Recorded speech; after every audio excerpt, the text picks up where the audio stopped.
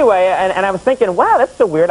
And it turns out, I guess, that she was on some news show across the hall. For the local affiliate. Yeah, and someone said, hey, you can use Conan's dressing room, and they, like, pried it open with a crowbar or something, and let her in there, and she and all her entourage, because she has an entourage of other gymnasts, and they're all hanging out there having a party, and I think, okay, forget it, no big deal. When at the last second I noticed something's different about my life cycle. So take a look at this. This is just, I went backstage. Can we roll this, Liz? This is just, you'll see now, this is my dressing room right here. This is about 2 hours ago we picked it. I haven't touched a thing, okay? And you notice anything different about my life cycle, Andy? She has moved the seat up to, look at this. She moved it up to the Mary Lou Retton setting. And it actually says, Mary Lou Retton. There are all these different settings. Wilt Chamberlain, you know, and then the very bottom one, Mary Lou Retton. Then Mason Reese, of course. A couple of weekends ago, our makeup artist came down. She was working on SNL upstairs. Yeah, Saturday Night Live. She came down to our makeup room to get something, and it was like on a Saturday morning. Right. And the security guard was leaving my dressing room, and she thought she smelled Listerine, and he just went, you know, hello, see you later. She went in and, like, the sink was wet, and my toothbrush was wet, and the toothpaste was out. A strange person. Like a security guard had used been your toothbrush? Yeah, just like, well, I think I'll go freshen up in Richter's room. You know? Got a little bad morning breath, you know. This shows you the level of respect we have here at NBC. You know, I've got to dump this excess manure somewhere. Use Richter or O'Brien's room. Well, anyway, we're not bitter or anything. What do we care? In fact, we're so not bitter about it, I thought we'd start off the show tonight by playing a fun little game. I like games. You like games and puzzles. I love them. You like brain teasers. We're going to play a little something called patterns, folks. Let me explain. I'm going to show a series of photographs or pictures or drawings that have a progressive pattern.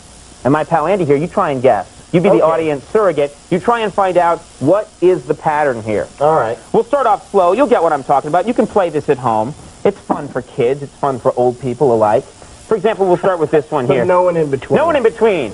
If you're a young child or really old, you'll love it. Yeah. Everyone else, frankly, thinks it sucks. Okay. Here we go. We start off with excessive barking, drooling on the carpet, growling, and then end on humping a stranger's leg. Got it, Andy? No, I don't. Okay, these are increasingly likely to be bad habits that Buddy, the White House dog, picks up from his master. You see, and it starts, there's always a pattern. Try this next one. The beheading of Sir Thomas More, decline as a naval power, the loss of the American colonies, and mad cow disease. That's right. These are things that England is increasingly more proud of than the Spice Girls.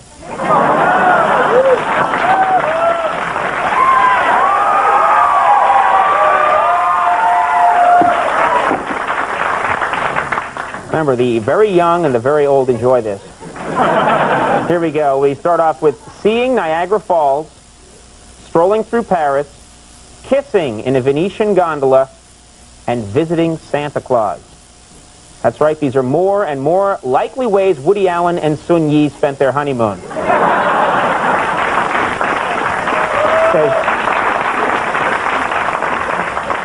He's old and she's young. He's old, she's young, which means they enjoy this bit. Here we go. Watch this one carefully. It's got some writing in it. 20 seconds till liftoff. Oxygen levels are good. I can see the Great Wall, and I need changing. You got it? Nope. Okay, these things are increasingly likely to be said in space by John Glenn. Who, may I point out, is a great American hero.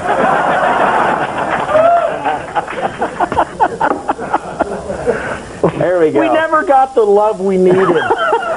Anyone who did, we have to tear them down. Yeah. Go on with your little game.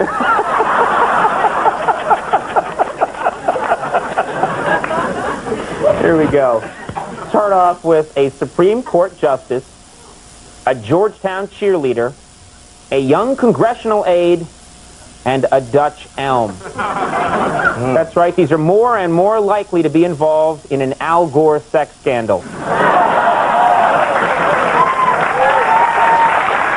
like that one? It cheered you up? Yeah. Okay. This one's a little tricky.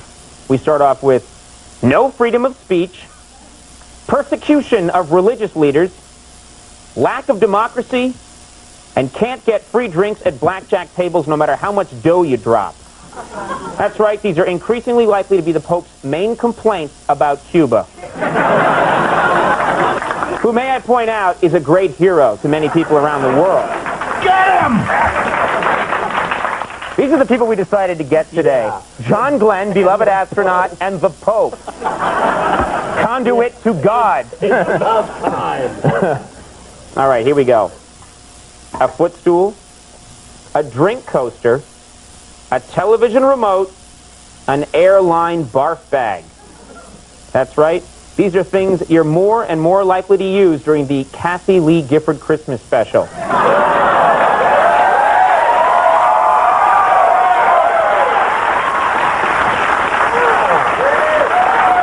a minute.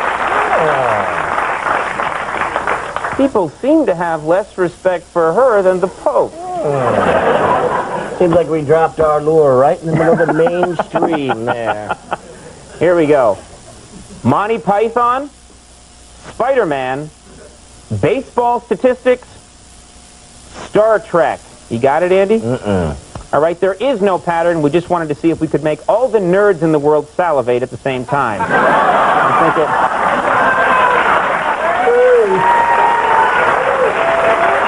Yeah, well, it worked. It's not funny.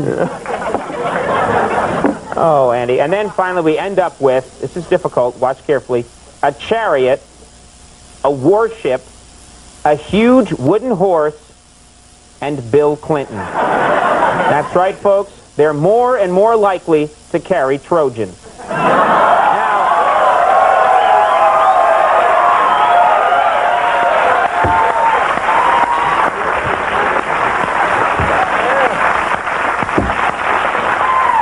So we found out something very important.